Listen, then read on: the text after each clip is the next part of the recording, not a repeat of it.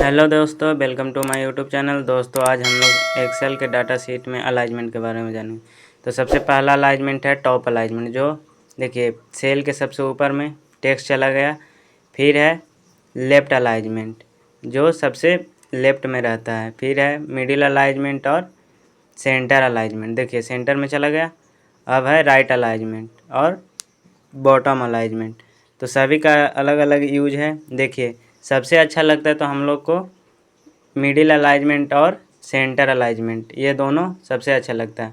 अगला है कि टेक्स्ट को घुमाने के लिए देखिए एंगल वाइज टेक्स्ट को आप घुमा सकते हैं। वर्टिकल टेक्स्ट हो गया, हॉरिजेंटल टेक्स्ट हो गया, रोटेट 90 डिग्री, जैसे आप चाहते हो वैसे आप इसे घुमा सकते हैं। देखिए इसका एक नया फॉर्मेट यहाँ पे दिखा रहा है टेक्स्ट के लिए कि कितना डिग्री पे घुमाना है। देखिए घूम रहा है।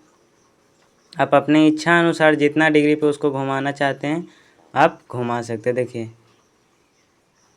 क्वांटिटी वाला सेल सेलेक्ट है तो क्वांटिटी वाले सेल में हो रहा है। अगर किसी अन्य सेल में भी करना होगा तो उसको सेलेक्ट करेंगे और हो जाएगा। अब हमको कह रहे हैं कि नहीं करना है तो एकदम 90 डिग्री वाला सेलेक्ट कर लेंगे।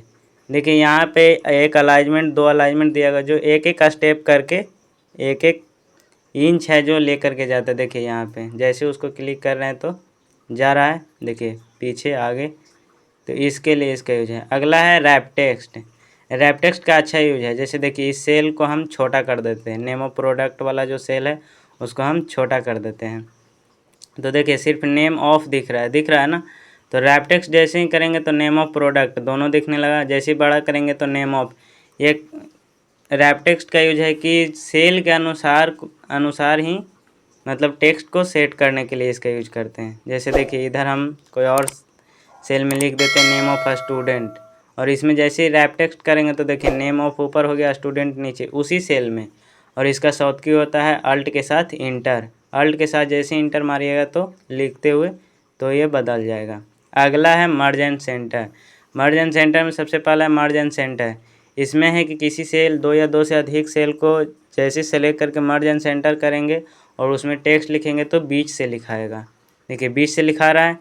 अगला है कि मर्ज अक्रॉस, कि सिर्फ रो ही सेंटर में होगा। देखिए रो वाला सब मर्ज हो गया लेकिन कॉलम नहीं हुआ, लेकिन उस ऊपर वाले में रो और कॉलम दोनों मर्ज हो गया था एक साथ।